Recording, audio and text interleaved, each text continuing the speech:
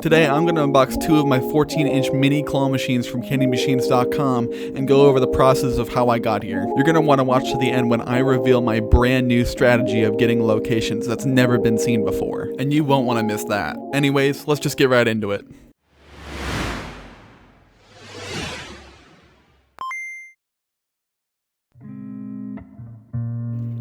Hey, I'm C, and I'm the owner of Vending Club.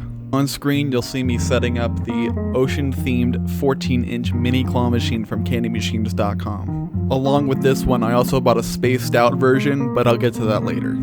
I just wanted to say thank you for the immense amount of support that I received on my very first video. That entire video was scripted word for word, so I'm just going to go off of some bullet points that I have for this one. Let me know down in the comments which one you prefer, either fully scripted videos or completely off the dome videos, or maybe a mix of both. Your feedback is incredibly important to me because it's difficult to scrutinize what I make over hours and hours when I don't have a fresh eye. So I got a few comments from the last video and I'm going to be talking about them a little bit more in depth, including answering any questions that you guys had. And if you have a question that I didn't answer in this video, go ahead and leave it down below. I read every single comment that comes in, so I'll make sure it's worth your time. The first comment that we have is by @Brawlicon asking if I can make a video about what types of claw machines someone should buy if they're just getting started. And that's a great question, and one that I'm answering without even talking about it. The 14-inch mini claw machines from candymachines.com are hands down the best machines to get if you're just starting. Not only are they the cheapest brand new claw machines you can get shipped directly to your doorstep, they're also the smallest too. The claw machine is only 14 inches wide and 13 inches deep, making it the easiest sell out of all the machines that this company currently provides. Any reasonable business owner would take this machine as an opportunity to turn their unusable small space to a space that can turn hundreds of dollars a month. And if it's still out of your price range, they also have candy machines that offer 3 different types of candy or gumballs. As opposed to the $1,400 or $1,500 you would pay for the mini claw machine after shipping, the triple shop gumball and candy machine will only run you about $200 after shipping. Starting from nothing and going to a claw machine business without anything in between is a whole lot more daunting than starting from nothing, getting a candy machine business running, and then upgrading to claw machines. In fact, that's what I did when I still worked at Tilt. It was low maintenance for not a whole lot of commitment, so I could still work my full-time job while doing this on the side. And for something that can make you $30, $40, even $50 a month passively, it's a pretty good entry into the business. Now, with that all being said, I still do personally recommend to all of you that you get a location before you buy your machine. It's a tough pill to swallow, but if you don't have somewhere to put a machine, there's no reason to buy it in the first place.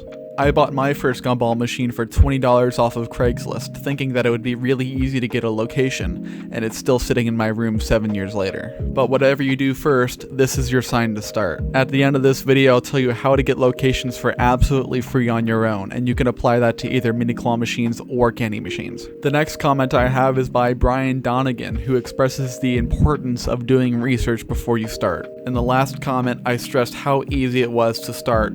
However, the most important thing is starting right. One smaller reason why I went into claw machines instead of, let's say, a slot machine business is that claw machines are in a way greener legal area than gambling machines. And yes, while in some states they're completely legal and in some other states you can do paperwork to make it completely legal, a lot of states in the US are still on the fence about it. And in Brian's comment, you can see that claw machines with prize lockers in Georgia are considered a form of gambling. Now, of course, I don't live in Georgia. However, I have done extensive research on the state that I currently live in the US to see what machines I can place and what machines I need a license for and what machines are outright banned. Alongside legality, you'll also need to focus on everyone's second favorite requirement of this type of business: insurance.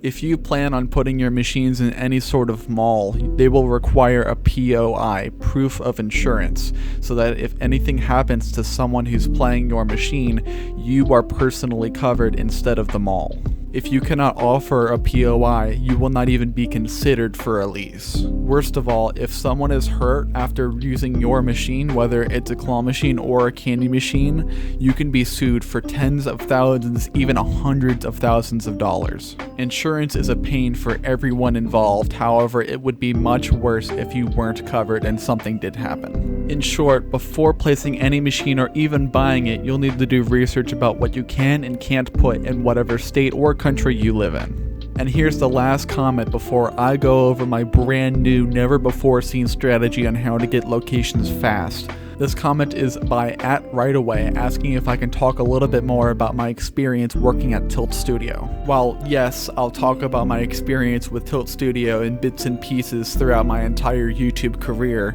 I was wondering if you guys would be interested in a sole video where I only talk about my experience with Tilt Studio, what I liked and didn't like, and all the tips and tricks about working in the industry. If you guys are interested in a video mainly talking about my experience in Tilt, let me know down in the comments below, as well as ask any questions you have about Tilt Studio, working there, getting promoted, being on a salary, being a manager of one of the biggest Tilt Studio arcades in the country. Let me know.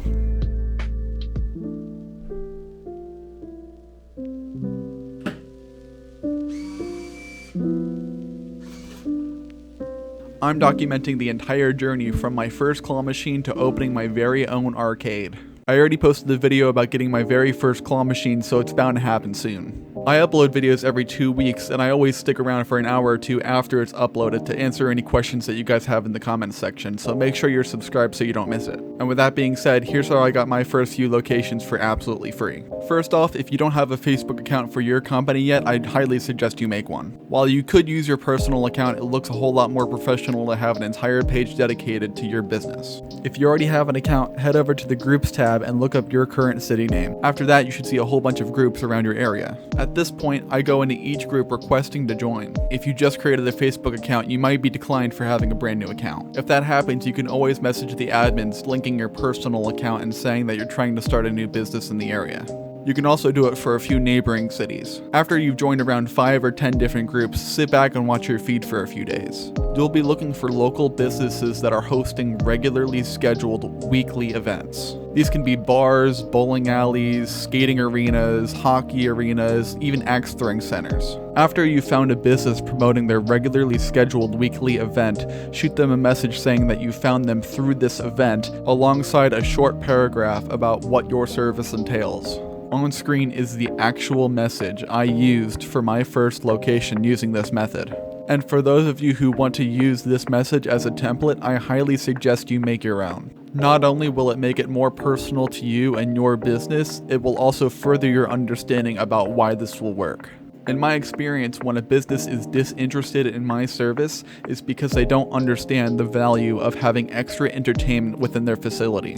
As for the businesses who are doing regularly scheduled weekly events, obviously they understand the attraction of having extra entertainment within their facility because they're doing it themselves already. Now, of course, I can't guarantee that your very first try with this method will work. However, I've seen a significant increase in the amount of businesses that are willing to hear me out, let alone say yes, compared to cold calling and any other method I've used so far. Facebook groups are an underestimated yet highly powerful tool for getting traffic to your business, especially because it's 100% free and only benefits your community. As for the other 14-inch mini claw machine that I was unboxing in this video, that's where this one's going. I found a bar near me that does trivia and karaoke, so I knew that they would value my mini claw machine service as well. And chances are, if you use the same method that I did, you'll get the same results. If you haven't joined the Extreme Vending Discord server, the link is down below and I highly suggest you do. If you guys like this video, make sure to subscribe to join the club, and if you do use this method, tag me in the Discord server down below. I post videos just like this every 2 weeks and I'm just starting out, so I'd really appreciate it. Thanks for watching and stay tuned for the next video where I go over my very first collection and break down the profits for you. Until then, see ya!